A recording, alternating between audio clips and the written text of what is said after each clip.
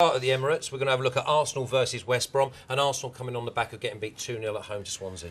Yeah, what happens if we lose this one? Well, the fans trash the Emirates Stadium. I mean, it's getting that bad, isn't it, after the fury of last weekend? Two key things for me about West Brom. Their away form hasn't been quite as impressive this season. They've lost 2 in a row, and the stats are pretty awful as well. Just a 1 away clean sheet in the last 24 games, and they've never kept a clean sheet against Arsenal in the Premier League. So for all those reasons, I think a narrow win for Arsenal tomorrow. A narrow one, though.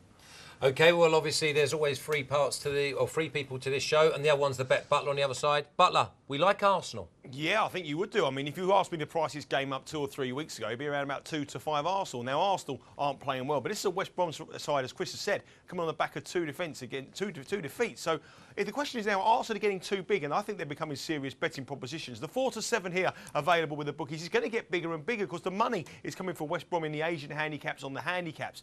The draw here, 16 to 5, I think that's the best West Brom can hope for. But personally, I think Arsenal are getting too big. 4 to 7 might not be a price that you out there would turn around and say is value, but I think this is a little bit of value here. And I think half-time, full-time, Arsenal half-time, Arsenal full-time could be the way to go. I think they might be tight. West Brom are very defensive. 3-0 last season this fixture, and I think Arsenal 4 to 7 is getting towards a very decent bet.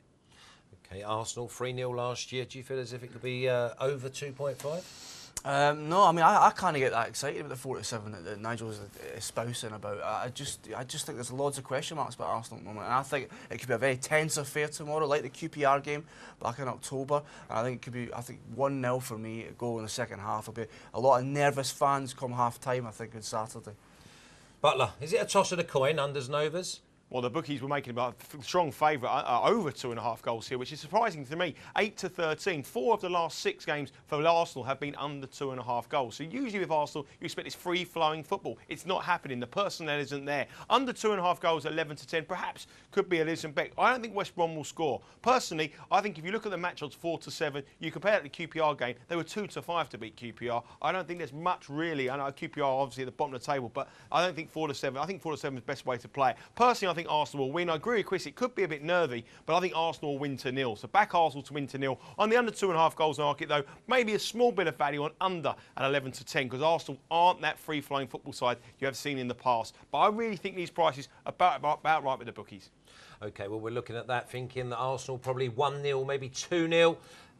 We need a goal scorer, Chrissy G. That's not a very exciting one, but I think Giroud definitely. I think the dodgy couple of months to start his Arsenal career, but he's turned it round. Like Henry, like Bergkamp, they started their Arsenal campaigns quite late, and I think he's finding his feet now. I think he's becoming a real force, an aerial force certainly, and I think he can score first tomorrow. Butler, 2 people over here. Fancy Giroud? Yeah, I think we'll rule you out there. I mean, Walcott and Podolski are doubts for this game. Giroud heads the betting at 9 to 2. You're not going to get very rich for the prices there on offer. Probably best to back him to score at any time at around about 11 to 10. Gervinho 13 to 2. But the man who's scoring most of the goals for Arsenal this season, which creativity, is Cazorla 8 to 1. If you fancy West Brom to score, Shane Long is the favourite at 11 to 1. But it's all about Giroud from this end as well. I think 9 to 2. And your old mate Vermaelen Flash, he's surely going to get one right this one time around about 25 to 1, hasn't he?